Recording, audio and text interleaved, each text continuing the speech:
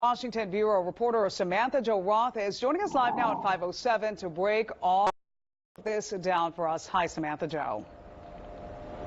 Well, Veronica, this court order says even if you enter the country illegally, you still have the right to apply for asylum.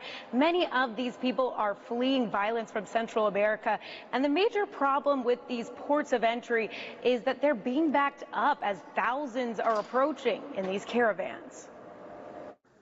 A federal judge says it couldn't be clearer. Migrants must be allowed to request asylum no matter where they enter the U.S. The entire purpose of the asylum statute is to literally say it doesn't matter how you entered, you're allowed to apply for asylum. And right now, caravans from Central America are starting to pile up at the border. U.S. District Judge John S. Tykar issuing a nationwide restraining order. Writing whatever the scope of the president's authority, he may not rewrite the immigration laws to impose a condition that Congress has expressly forbidden. The ruling, a temporary setback for the president. The administration introduced the policy earlier this month. It attempts to block anyone who didn't enter through a legal point of entry from making an asylum claim. It's too contradictory to the statute.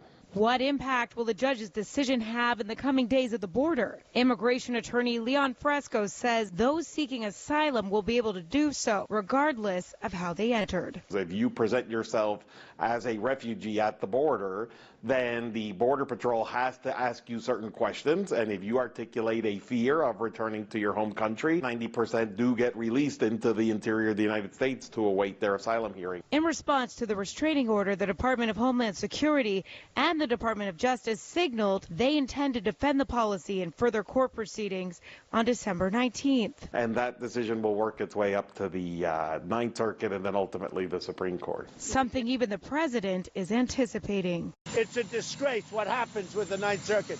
We will win that case in the Supreme Court of the United States. Now, the troops that were sent to meet those caravans are expected to begin coming home this week. All 5,800 troops are expected home by Christmas. We're live on Capitol Hill this evening. Samantha-Jo, Spectrum.